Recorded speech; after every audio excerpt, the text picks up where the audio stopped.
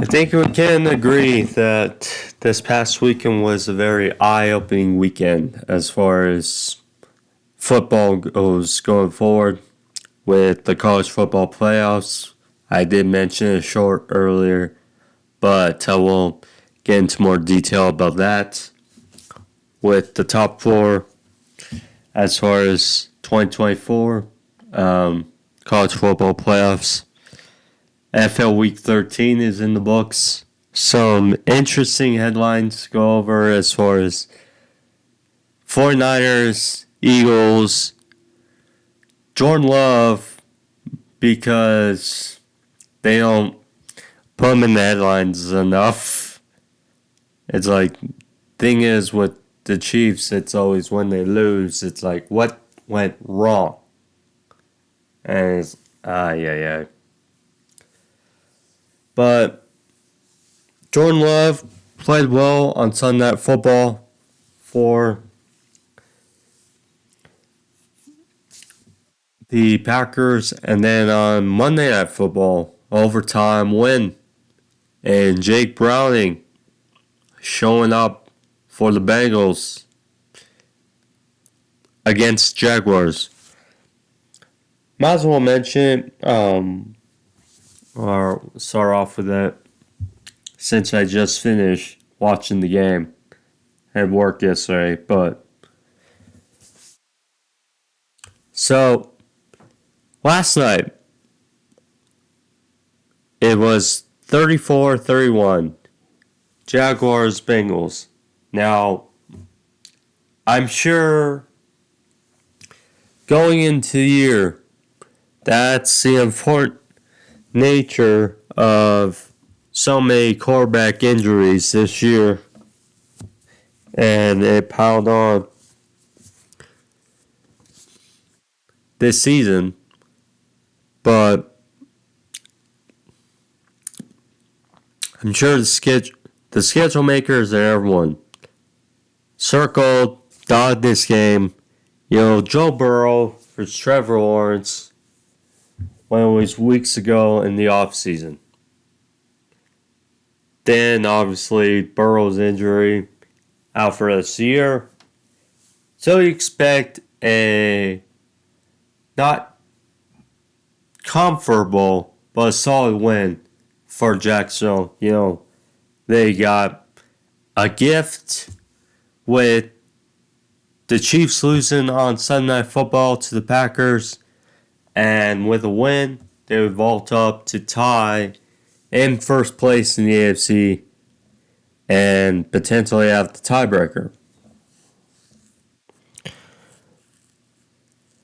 That was almost the case, except Jake Browning played his ass off. You gotta give him credit. The former, I guess he saw his alma mater make the playoffs, and he got juice from that, or got energy from that, and wound up playing spoiler in Duval County. But yeah, back and forth, it was 14-14. Jags had their opportunities, but so did the Bengals. There was a unique touchdown for the Jaguars where it looked to be a pick by Daxton Hill, but instead it wound up as a touchdown for Parker Washington. So there's that. There was the pick thrown by Tyler Boyd to Josh Allen, which vaulted in for an easy score for the Jags. So,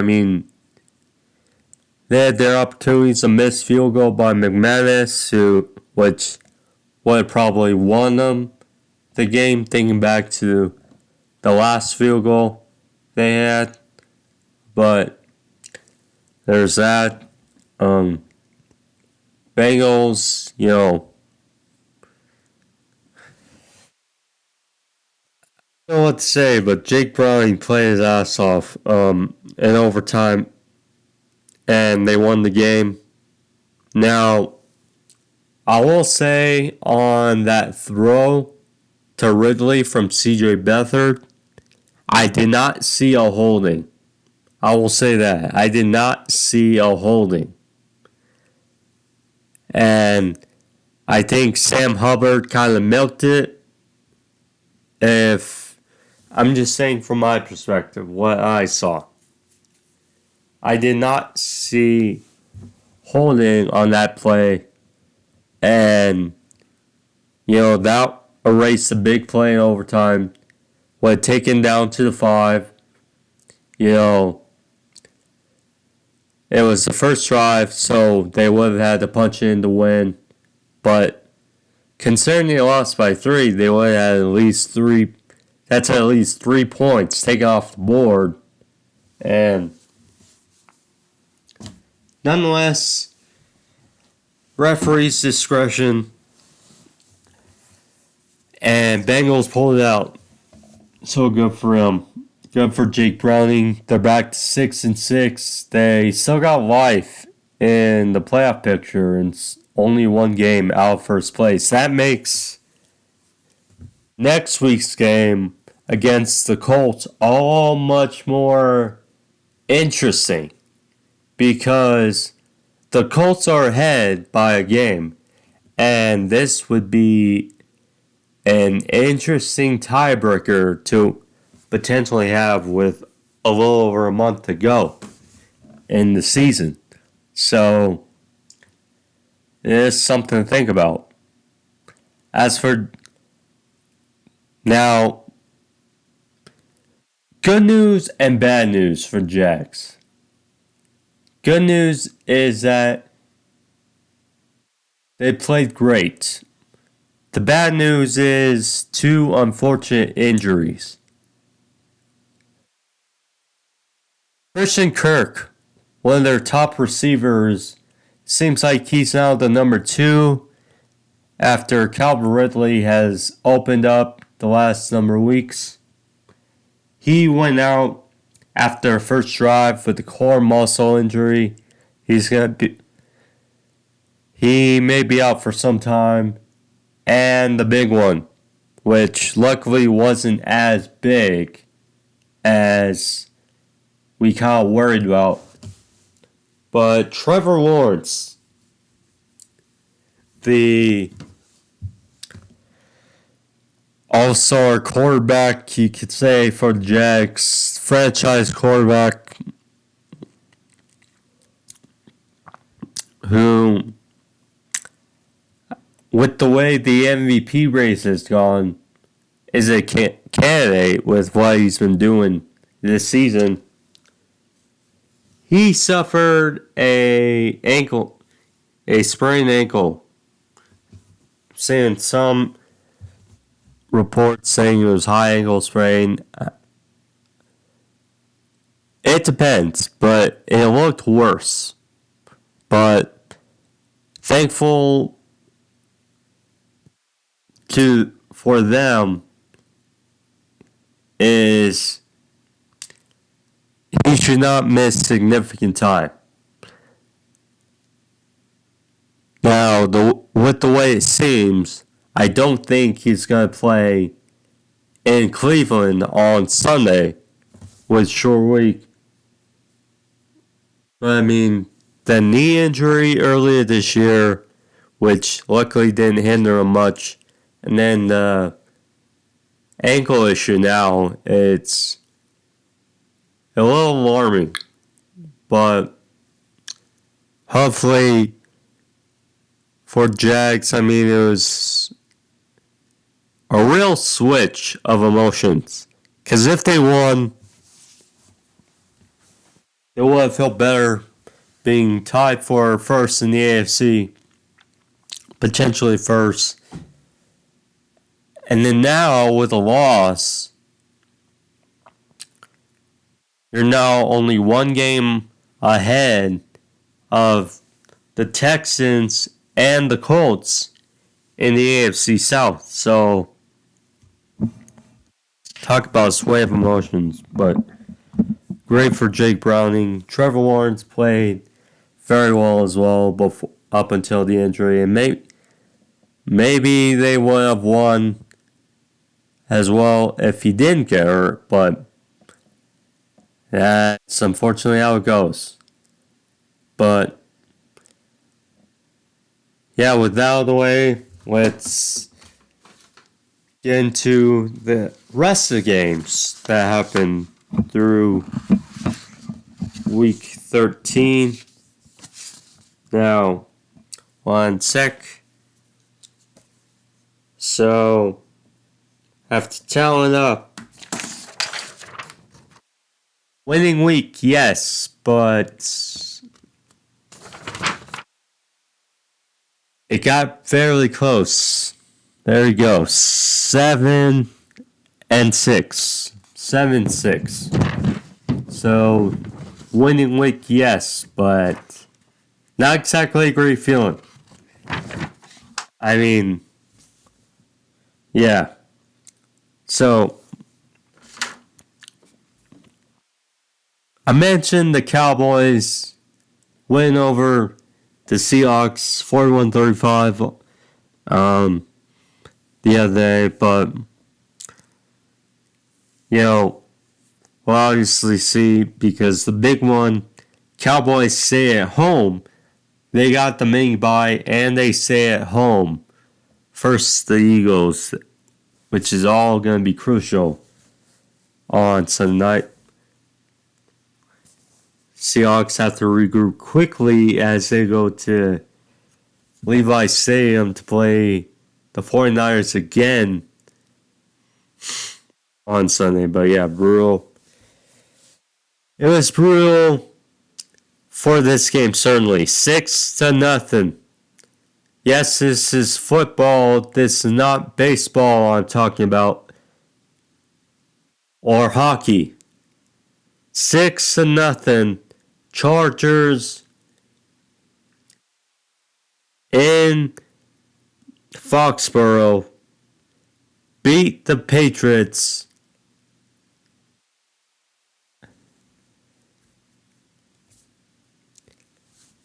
as a fan. You live with the good and you live with the bad. You knew this was kind of a must-win for the Chargers and Brandon Staley, as they are now slightly still in it to make a run for the playoffs. But 6-0. Bailey Zappi made a couple of throws, which made me think for a brief second that maybe they could get in this, but nope.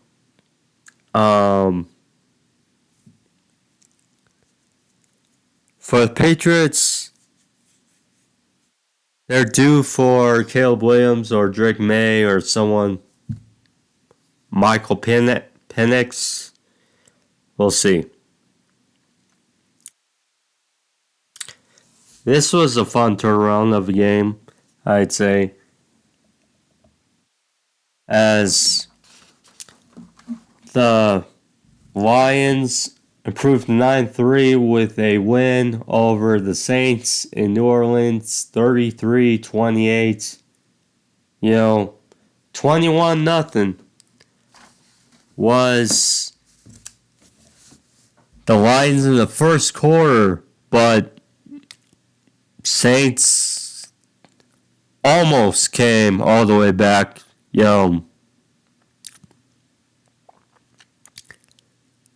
When the Lions had that drive, and it's like it was 24-21, and it looked like they were going to go for it on fourth down.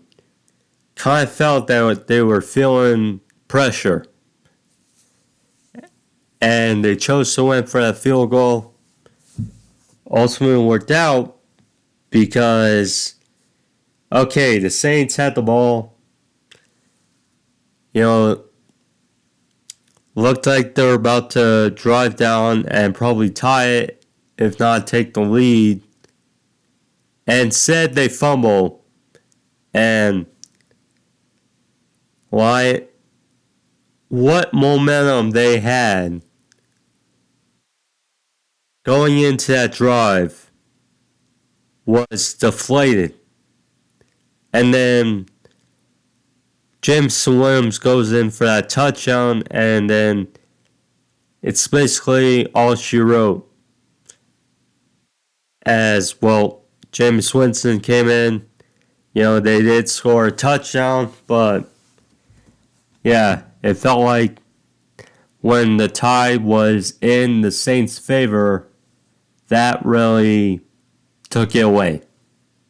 But hats off to the Saints for saying it. Lions, first time in over 50 years, they're 9-3. That's something. Falcons find a way. Nice Rutherford wasn't pretty, but they won 13-8. There are a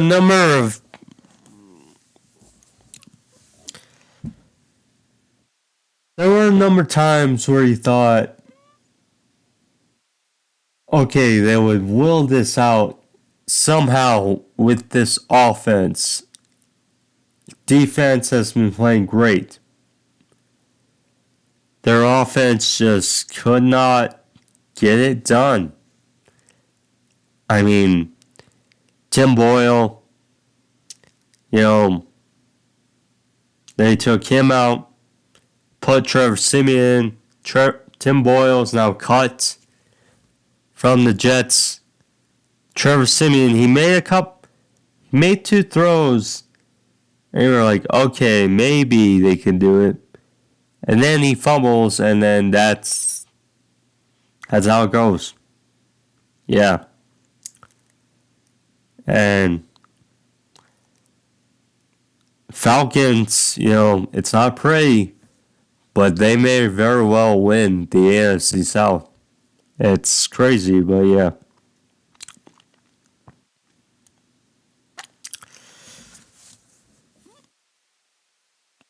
Steelers got silenced at home by the Cardinals. Kyler Murray, Trey McBride had a hell of a day.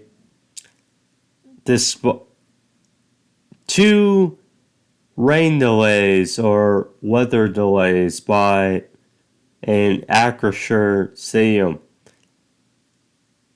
Heinz Field is better, but nonetheless, Cardinals won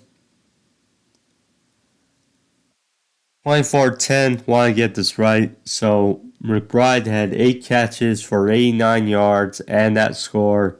James Conner against his former team had over 100 yards rushing. So that very good. Kenny Pickett did get knocked out with an ankle issue. Apparently will be out for multiple weeks. So it seems like Mitchell Trubisky will start Thursday against the Patriots. So there you go.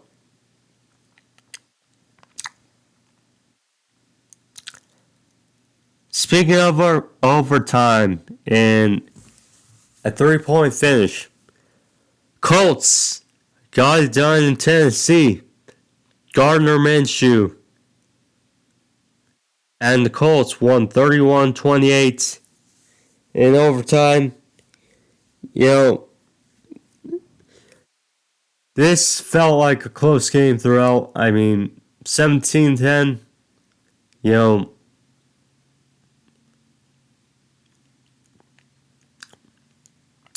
Titans looked like they were going to roll with this one. But then,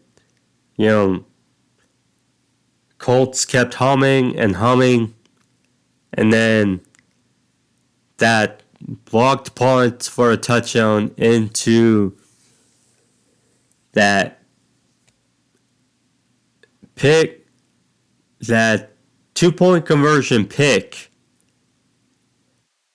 you could call it a pick too, because um, which made it 22-19. I mean, that was range.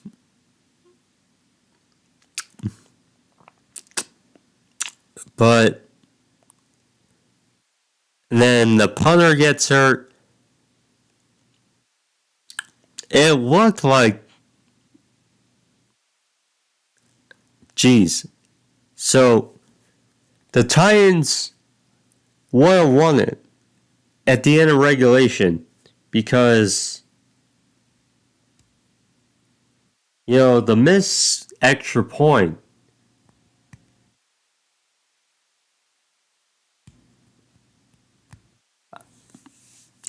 which would have made it 26-25,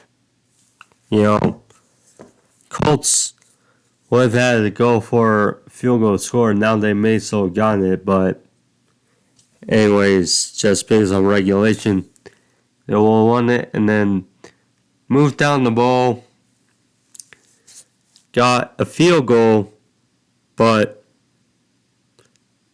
after a big play by Minshew to Pierce, and then that touchdown in the end zone left it 31-28. Gardner Minshew and that team, it's looking scary. They're very good, very talented, very underrated at 7-5. So look out for the Colts, people. They're certainly a team I would not want to face in the playoff picture. Don't need to spend too much on this game. Dolphins blew out Commanders at home or in FedEx. Whether it's Tua, Devon Achane, good for them that he's back. It just never felt out of place for Dolphins. I mean, I like Sam Howell. I praise him for potentially being their franchise QB.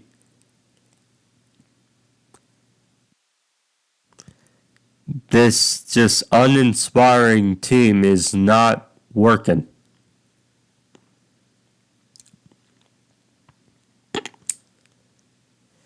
What isn't inspiring for the Texans' future is how well their team is playing.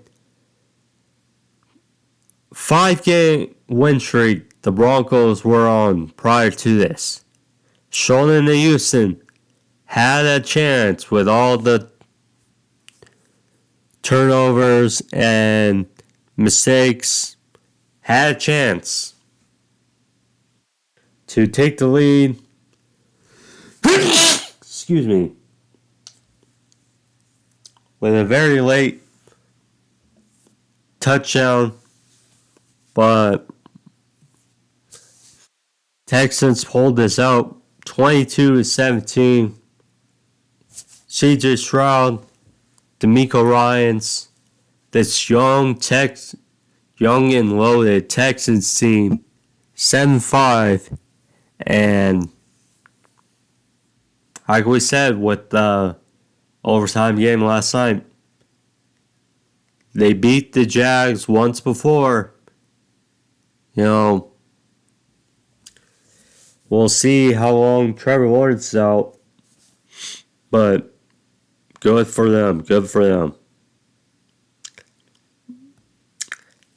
As for the Broncos, it felt like for a large portion of this game, they were taken out of their element. It's like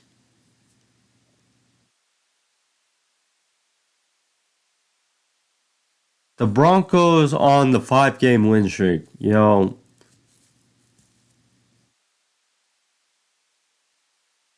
Russell Wilson wasn't really taken out of place. He was protecting the football very well. You know, they didn't have too much. The defense played their asses off and still played well here. Held the Texans to only 22, but you know, it felt like the pressure was getting to Russ maybe a bit more, frustrating their offense, and final play summed it up. You know, Russ pressured, turned around, tried to make something happen, and ends up throwing a pick. So, yeah, they just made them uncomfortable, and you know, Broncos now are still in it with at 6-6, but the thing is, tiebreakers you have to start thinking about at the end after Thanksgiving, and this is one that could come back to haunt them.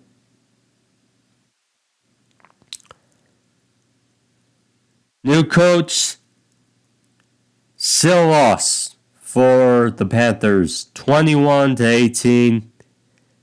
Were the Buccaneers as they strolled at home. It wasn't pretty, but they got it done. You know, Chris Tabor, I could sense some differences in how they played, but the fact remains their offense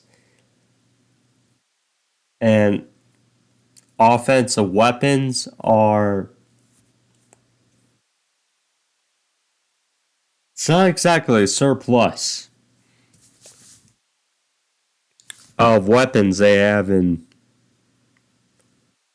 offense. So, and that Brian Burns ejection just felt like the frustration on how it's gone for them this season. So, there you go. Rams won 26 or 36-19 over Joe Flacco led Browns, which played well. They played well. Joe Flacco made some quality throws. Clearly still has something left in the tank. But, Puka Nacua, what more can you say? Over 1,000 yards on his rookie season. Great job for him. Great for them that Stafford's back. Great for them that Kyler Williams is back. Now 6-6. And they can make some noise and slither in that playoff picture if they so choose.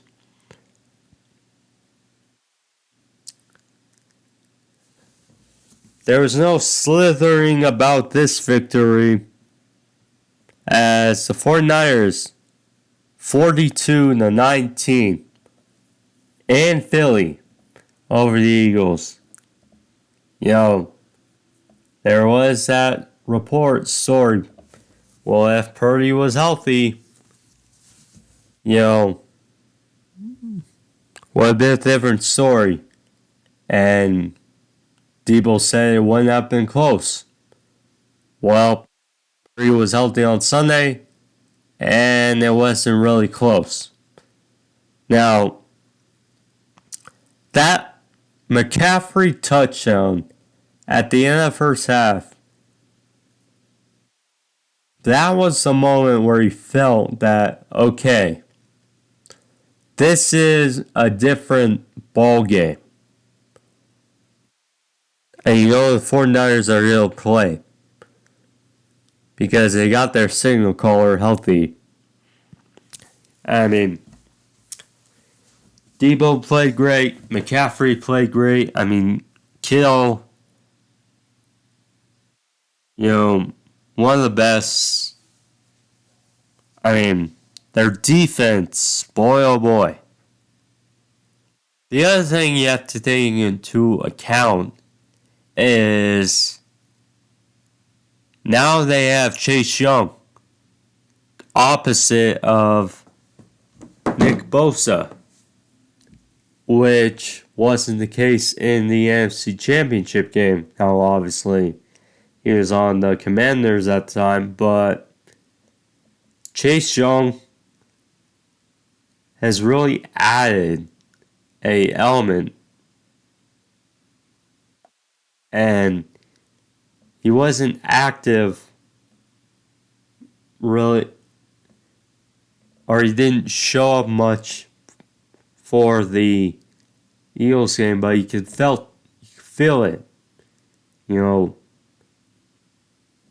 how their offense, just was better. Kicked them in the butt. And this game was closer as you expect. But on Sunday Night Football, it was the Packers at home. Jordan Love. Gotta give credit to Jordan Love. The rate he's been playing at the last couple games is really a positive sign for Packers fans going forward. The last number of games, it's like he played well, against.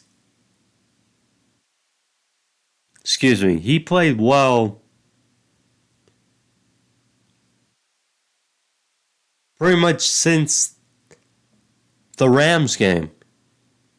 Kind of feels like that was the turning point. Because they won there.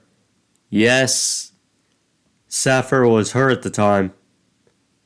But, they lost against Pittsburgh on that pick, but he still played well in that one. 322 yards, 2 touchdowns for the Chargers, 268, 3 tutties for the Lions, and then 267, 3 touchdowns for the Chiefs in a win. He's been playing better. Now, he hasn't been playing great, but he has been turning corner, playing very well, and have them in the playoff picture at 6-6 when a couple weeks ago that didn't look like a vision of the future, but here we are. And we'll see. I mean, if Watson can stay healthy, if Dobbs, hopefully they can get Musgrave back. But Tucker Kraft made a couple plays against the Chiefs. A.J. Dillon, he's obviously a great power back. Don't want to tackle him, especially in the cold. But also Aaron Jones, if they can get him back. I mean, this is a team that's, I would say, here to stay for years to come. If Jordan Love continue his surge of playing well. As for Chiefs, we can talk about the injury or the penalties all we want. Issues for the Packers. Definitely agree that could have been pass. That was probably pass interference at the end of the game. And they don't really call pass interference on a Hail Mary. That's the other thing. But fact remains, Chiefs' weapons, those issues are still the same. You know, they don't really have someone to scare you downfield like Tyreek Hill would. And, besides Kelsey, you aren't really scared of anyone on that offense. But, and, Isaiah Pacheco going out after that, right hand late in the game, that obviously was an issue for them. Um, he's running very well. I mean, besides him and besides Kelsey, their receivers are becoming an issue. And, they're going to be fine and they're going to be good. Likely, unless they have the Broncos got to be kicking themselves. I mean, if they had won versus the Texans, how intriguing would that look? Chiefs 8-4, Broncos 7-5, just a game below, and they, split. Yes, Mahomes had the flu, but at the end of the day, it's going to count as a win. Or that Broncos game will come down as a win. And anywho, they're going to be fine. They're going to make the playoffs. But,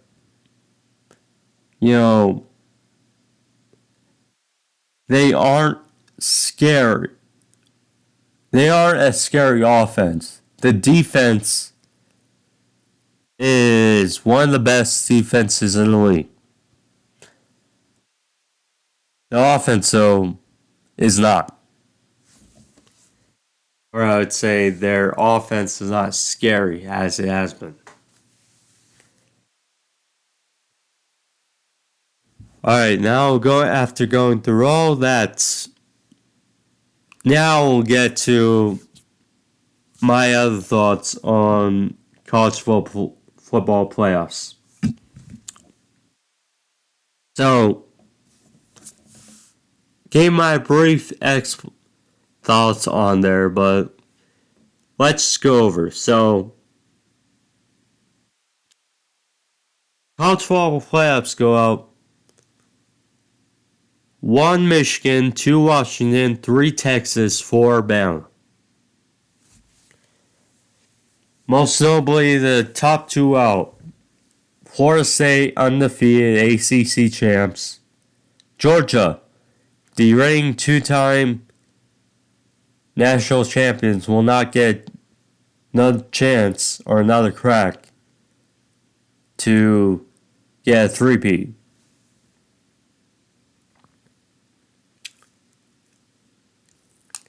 Here's the thing. They have never... The committee sucks. The committee sucks. It's a odd system.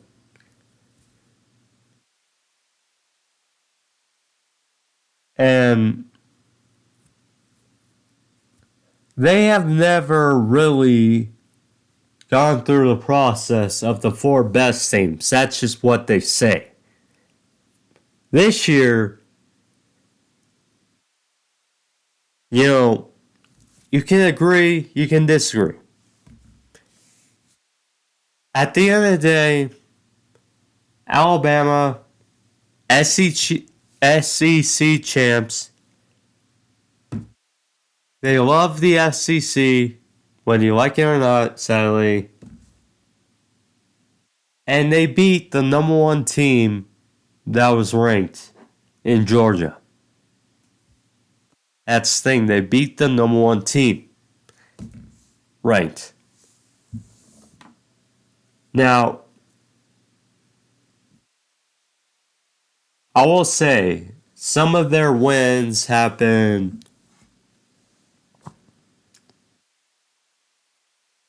not impressive of a playoff appearance. You know, South Florida, Auburn, they needed a Hail Mary to win that on fourth down.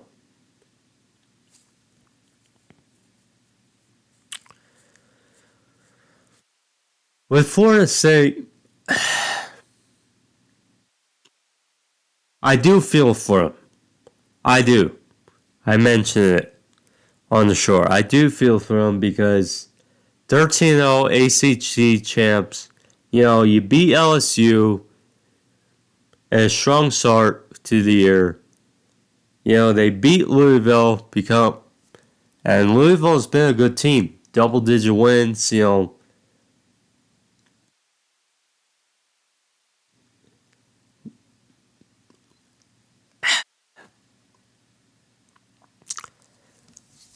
The fact is, their offense has not looked the same since Jordan Travis got hurt. That's all I can really say. It has not looked the same. Their defense is great. You know, their run game is still very good.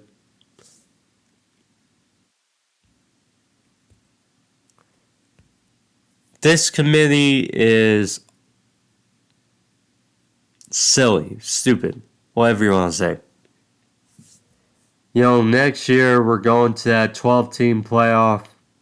And, you know, hopefully some of this, you know,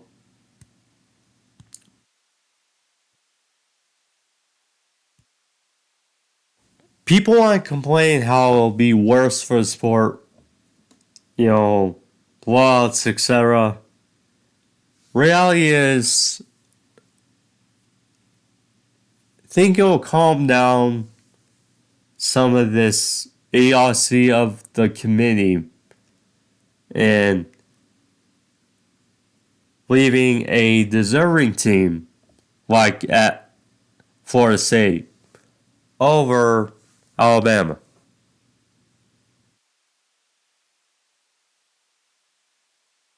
Anyways, now if Michigan blows out Alabama, then Florida State fans are gonna let the committee hear about it. Certainly. If it's a close game, you know, we'll see. But yeah, that's that side. The other side, it's very intriguing for the Sugar Bowl. Number 2, Washington versus number 3, Texas. That is some matchup. Rematch of last year's Alamo Bowl, in which Washington won 27-20. It's going to be unique because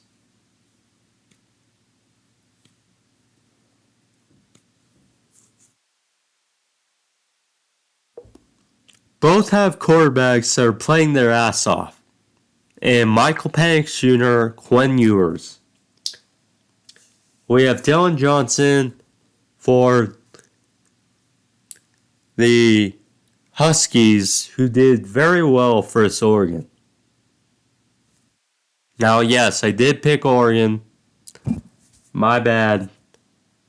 But nonetheless, Washington, with Udunze, Polk, etc., have good receivers. I mean, solid defense with Price. It's going to be a fun watch. And also, you know, with the defense, with the trenches, very good on Texas side. CJ Baxter has filled in nicely for Jonathan Brooks.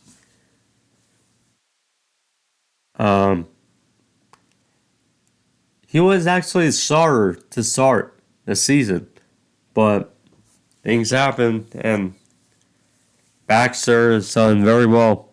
So it's going to be unique to watch these two play out for right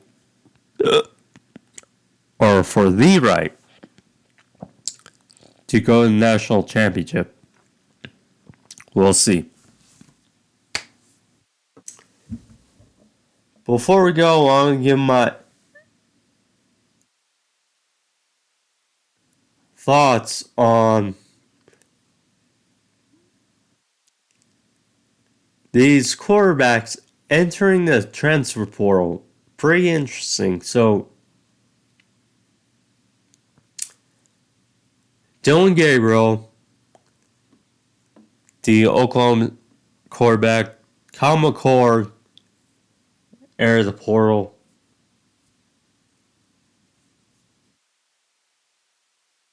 I mean,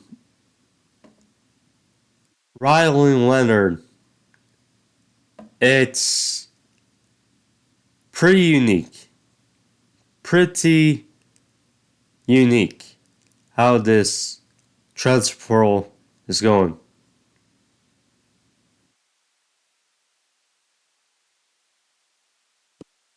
But, anywho, so, yeah. So, quarterbacks, programs, we'll see. But, anyways, guys, that's what I have for the podcast today. Like this, leave a like, thumbs up. Thank you all. See you guys next time. Or Thursday, probably, with picks for, NFL Week 14. But we shall go overall. So, thank you guys. See you guys Thursday. Peace.